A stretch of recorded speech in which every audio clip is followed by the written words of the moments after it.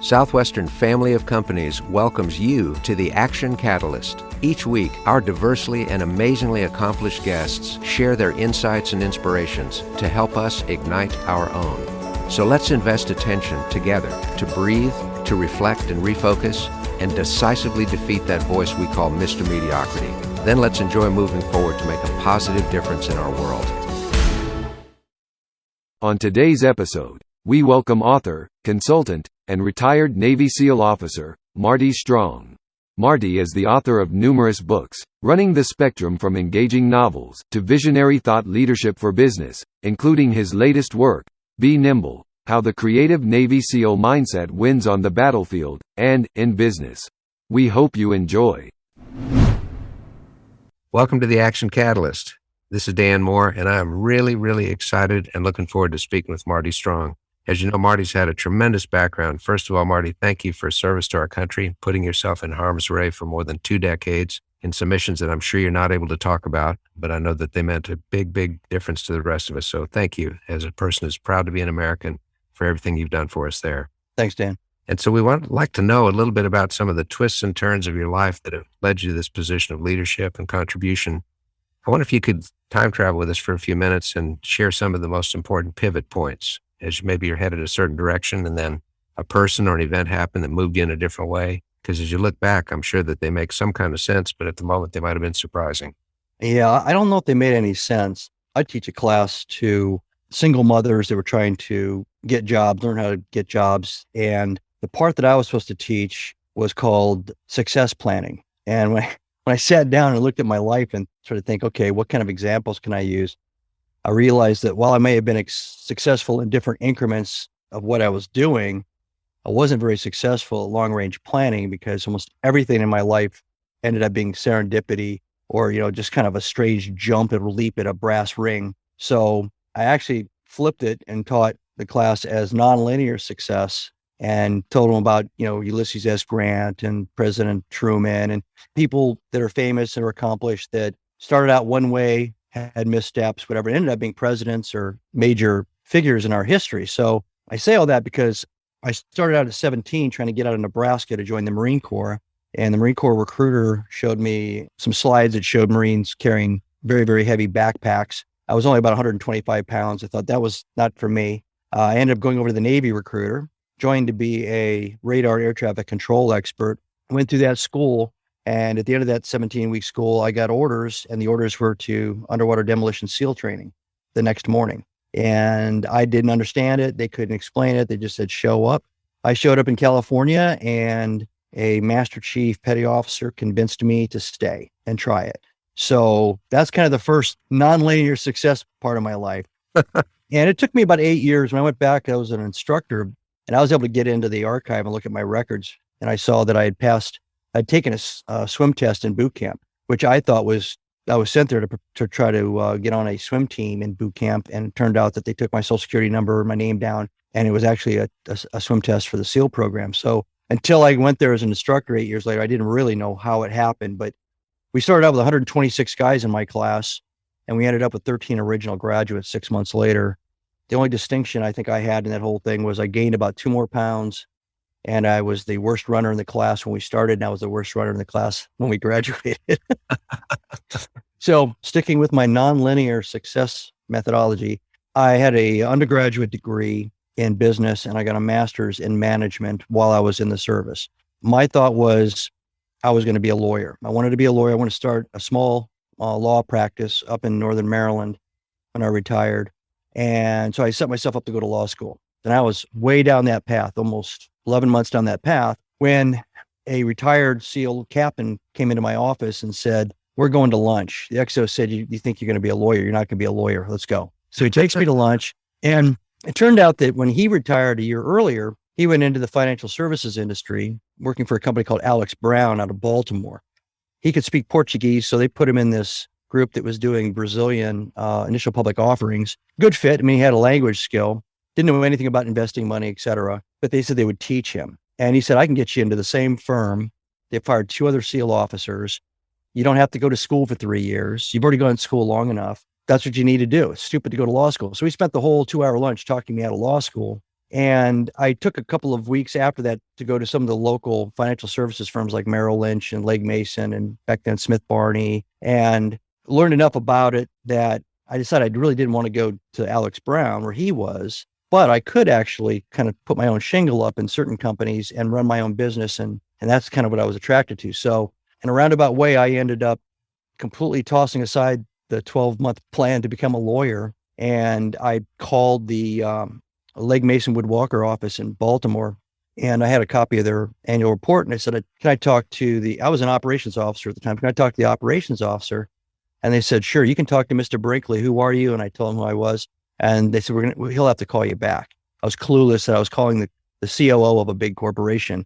So the next day, the phone rings and they said, sir, you've got a call on line 3. Somebody says Jim Brinkley. So I pick up the phone and I don't know who Jim Brinkley is. And he had a voice like Ross Perot. And he said, Marty, you got 30 seconds to explain to me why we should interview you. Wow. And I don't know what I said. And at the end of it, he said, all right, I'm good. I'm good with this. I'm impressed. My secretary will call you up and we'll set you up. Click. So I ended up in financial services. What I didn't realize at the time was that I was going to have to find my own clients. And finding my own clients and also selling financial services products and services was selling. Mm-hmm. And even though I had an undergraduate degree and degree in business, they didn't teach you how to sell in those programs. They just taught you about how businesses function. So I had not 1 hour of sales training. Mm-hmm. And once I realized it, and I went to the branch manager and he said, you're going to have to start punching plastic and making cold calls. You need to get out and do cold walking and knock on doors of business owners. And I'm like, you're kidding me, right? So I went from being this very successful SEAL and, the chest full of medals and stuff to a guy staring at a plastic phone on my desk, wondering what the heck did I just do? Finally, what I was good at was seminars. I was good at standing in front of people and explaining things and conveying, I guess, a sense of honesty that translated to trust, which was a big part of the money management business, which I didn't realize at the time. And I was in that business for 7.5 years. I think I made the right decision in not going to law school, but it set me off on a whole different path for sure. Sure did. One of my favorite quotes is Louis Pasteur. It's chance favors the prepared mind. And I found that if you just keep an open mind and try to learn, learning how to speak to people, learning how to listen, learning how to sell, learning how to write, learning how to stand up in front of large groups and make presentations. These are all kind of universal supporting foundational skills. They translate across industries and a lot of different job tasks. And I've learned that over time. I didn't have a master plan to learn those things up front, but I think what's happened is as I got better at those types of foundational skills, I became more capable of transforming myself and moving into a new industry or a new job function or even a new role within an organization. Made me very, very malleable and very flexible and agile as an individual professional. Mm-hmm. Well, I wonder if I can redirect just a little bit here and talk not so much about the pathway, but some of the brick walls that you hit along the way. What are some strategies that you found helpful when we hit that point where we're just not sure how to see around it, under it, through it, or anything? Well, I have a little bit of an advantage in that the SEAL process is all about selecting people that are self-starting, self-motivating, resilient psychological profiles. They have a really good sense of humor, which is critical when you're up against some kind of a obstacle to moving forward. Pretty much all of special operations is about taking on tasks that the conventional operations forces aren't trained to do or can't handle in the flow of the moment, which means you're thrown into situations with very little information, very little knowledge, and you're supposed to just go figure it out on the way. All the stuff you see in the movies is incorrect as far as you get, weeks of planning and really cool mock-ups and lots of satellite pictures and everything. In reality, if they had all that, they would just send a bomb or send the Marines. So you end up becoming very comfortable with either failing or your plan falling apart and having to completely recreate your plan, or seeing an obstacle and seeing it as not just an obstacle. Maybe it's an opportunity.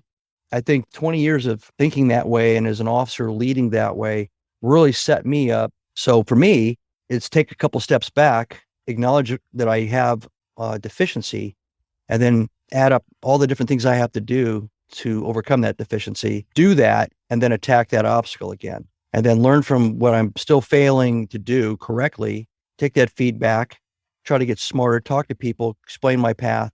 And, if you keep doing that, it's kind of like running at the wall, but each time you're running at the wall, you're bigger, you're stronger, you're smarter. And eventually you either smash through it or you jump over it because you've learned, and that obstacle's actually prepared you to learn and caused you to learn as a catalyst to learn. Then the obstacle is not really an obstacle anymore. And I give speeches on this from time to time, but most people see an obstacle as kind of a dead end. You quit, you stop, and you move someplace else, where there's no obstacles. And, most obstacles are kind of created in our own minds. You take yourself out of the fight 90% of the time, not the obstacle. The obstacle doesn't take you out of the fight. You take yourself out of the fight. And you don't have to be the smartest person facing that obstacle. You pull in everybody you know and ask. And maybe they don't know anything about how to get around this particular challenge, but you will start to find an amazing number of people. There's eventually people that'll start telling you, oh yeah, I ran into that once before and this is what I did. And suddenly you're starting to get insights and you see the obstacle differently. Once in a while you run into an obstacle you just can't defeat. And in my case, it's because I didn't have enough time to do all that preparation to defeat the obstacle. There was a time limitation to it, but whatever the obstacle or challenge is, you have to become humble, have an intellectual kind of humility so that you open your mind, so that you disregard and cast aside all the kind of the baggage of everything you've been told and everything you've been taught, and all the good things too. Because sometimes you think you're a winner, you think you're this, and that also kind of holds back an open-minded approach to the challenge. So that's what I preach all the time.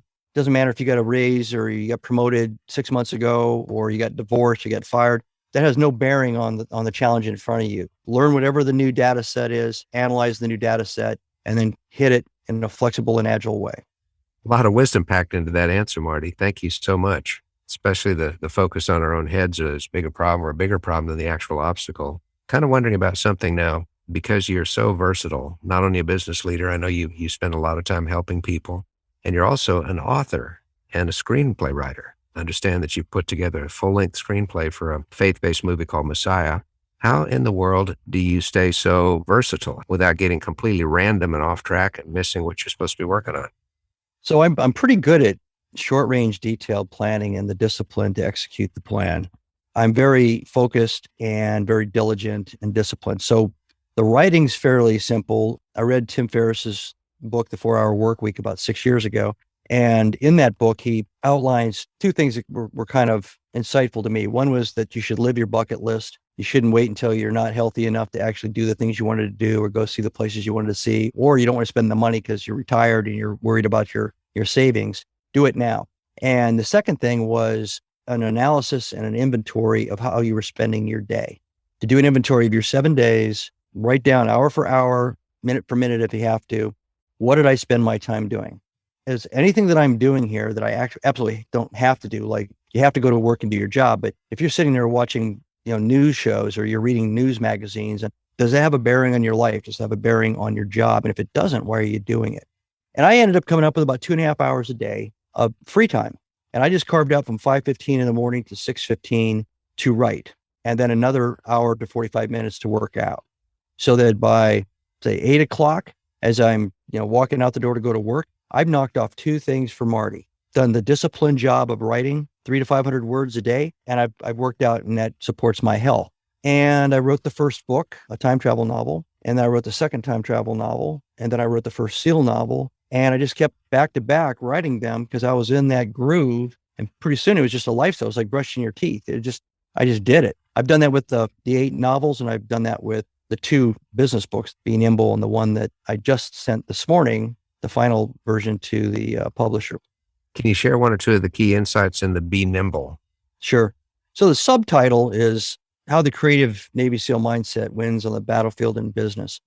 Although the book is probably about 60 to 70% all my business experience and business examples to support what I'm talking about. And the rest of it is what I learned in the military and specifically in the SEAL teams. The book addresses what existing leaders and aspirational leaders need as far as a toolbox to deal with growing companies, scaling companies, and dealing with the challenges of those 2 efforts, which bring on, all the emotion and dynamics of change. A lot of it has to do with, human resources and understanding the talent. So I talk a lot about talent selection and talent management, talent enhancement through training programs and cross-training programs, and how to be in a mode where you're kind of zooming out and looking at the future and what's over the next hedgerow, and then zooming back into the micro details. and getting into a rhythm of doing both of those things instead of becoming an optimizing, hyper efficiency focused person, which is what a lot of people get patted on the back for, the short-term gratification. But if you keep popping your head up and you're looking around, you see threats, but you also see opportunities. It's just a rhythm. In the military, they call it a battle rhythm. You sleep, you eat, you train, you prepare, you go fight, you start all over again. That's a battle rhythm. So it's the same kind of thing with leadership in business. I'm kind of wondering, Marty, what is it that keeps you from getting complacent? The disease is sometimes called satisfied-itis. What drives you in that regard? Yeah, I have a good, healthy dose of paranoia. Paranoia is normally seen as fear. And the kind of paranoia I feel isn't fear. The kind of paranoia I wake up with every morning is who's out there getting ready to eat my lunch? Who stayed up late last night when I went to bed early? Who's coming up with a smarter way to do what I'm doing and they're getting better margins? Because I know they're out there. I never believed. And in the SEAL teams, they'd say, well, we're training, but somebody out there is training harder. So you always had this image in your mind that you weren't always the best. So you overtrained. You were so overprepared physically, mentally. And that was a sense of paranoia that drove you to that level of excellence. And I carry that into my business life. When I talk to people about their paranoia, I try to say, well, turn it into a positive energy. You wake up in the morning and you feel that way. Get a cup of coffee, sit down and write a couple of things that could change that mindset or change the outcome of what you think is a negative, and then go to work and start implementing those things. What is your competitor doing? And the other thing about, there's a presentation I give from time to time I call fast forward leadership. Like in a DVR, we DVR all these things because we want to fast forward through the things that don't have any value for us, those commercials, right? So if you think of life that way, you don't want to have all these memories of failures and problems or successes muddying up your ability to face the truth of every day and to face the truth of a new challenge. You want to be as open-minded and as blank slate as you can be. That is the secret to being nimble and agile. It's odd that you get true insights, not from doubling down in the lane that you're already kind of in the groove in. You get these oblique insights that have high impact from kind of leaning out into areas that you're not comfortable with. And there's insights and ways of looking at projects and challenges and the ways of completing tasks. All of a sudden your mind goes, that's what we should be doing applied to this. And then you're like, you have an eureka moment. Marty, what can you offer by ways of encouragement to some of our listeners who have maybe more than hit a brick wall? They're so demoralized by either a business failure or a personal setback. Any things you could advise to those that are really hurting and discouraged right now about how to pull things together and move forward? I guess there's two categories. One would be if you're comfortable being an employee, and the other one would be if you are comfortable starting your own business. And when I managed money for UBS, I was all in just high net worth clients. 65% of my clients, and I had about 800 clients, 65% of them were self-made millionaires, and half of those 65% were only high school graduates. And I would venture to say that every one of those 65% would tell me stories to the extent where they were in bankruptcy 2 or 3 times before they finally figured it out. So the persistence part of this, it goes to the expectations issue. So I gave a speech a while back to Naval Academy alumni group. I just had everybody react to questions by raising their hand and shouting out the answers. And I was saying, well, how long does it take to become an engineer? How long does it take to become a lawyer? How long does it take to become a software programmer? And they're throwing out 3 years, 2 years, 4 years. And I did this when somebody asked me a question. I said, well, sir, how old are you? He says, well, I'm 41. I've been out of uniform for 6 months. And I said, okay, anybody, how long does it take for this gentleman to become a lawyer? 4 years, they all yelled out. How about a software? So in other words, there's a path to a whole new world, a whole new way of living, a whole new profession. You just have to commit to being a neophyte, an apprentice on day one. If somebody wants to start a restaurant and they talk to me about it, I said, well, have you ever owned a restaurant? No. What do you know about restaurants? Nothing. Okay. Go in, get a job at a restaurant, learn how to bus tables, ask lots of questions, watch what's going on, work your way into the back kitchen over 6 months, ask a lot of questions before you even think of becoming a restaurant owner, because you'll learn more as an apprentice getting in the middle of all that than you will sitting back, borrowing money from all your friends and family, and then trying to start a restaurant from scratch. What it comes down to is part of that humility thing again. If you're in a place where your industry has died, move or find a whole new job in that location. You have that freedom. At least in our country, you have that freedom. Reinvent yourself with confidence, because the thing that's holding you back from doing that is you have an expectation that what was going on before that was successful is supposed to last forever. So you're still struggling with that baggage. You just have to completely, burn that, forget about that, and be willing to start small. So that feels like a self-esteem hit. Well, maybe or not. But guess what? You go to college 4 years later, you go to engineering school, you're an engineer. You're on a whole new track. Nobody really cares. The universe doesn't care that you were a commander of a ship. Or no, the universe doesn't care that you had a restaurant and it failed. And the universe doesn't care if you had a great job you thought was going to last forever and they laid you off. But in our country, you're allowed to move around and make decisions. So you reinvent yourself. Just accept that that's okay. Doesn't matter what your friends and family think. I'm reinventing myself. Then all of a sudden, the stress of being a failure and the stress of trying to meet the expectations of your last position or job, or the fact that you owned a successful business and it went away, those go away. And now you're cleared to go forward. Wow. That is so helpful. So on target. And time with you goes really quickly. Can you share, before we end up here, a little bit about your screenplay and about the film?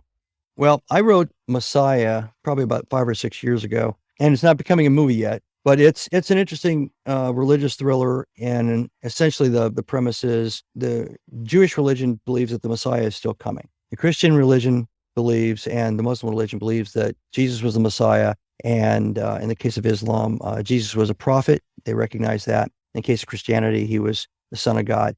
So the question that the screenplay addresses is, what if that's wrong? What if something happens? Let's say Israel believed that the actual Messiah had arrived. And what would everybody else do if they thought that Israel was sure enough that maybe they should hedge their bets? And it becomes a fight to find this Messiah, this kid that eventually gets hidden. But then at 13 years old, there's this kind of fight between different power blocks and everything. And it just kind of stirs up a lot of the humanity around religion, where if you just step back and read the words and believe in doing good things, it's pretty straightforward. But, now you got all these power brokers that are trying to stop a possible thing from happening, and others trying to hope and make the thing happen, but not necessarily for religious reasons, not necessarily for truly reasons of faith.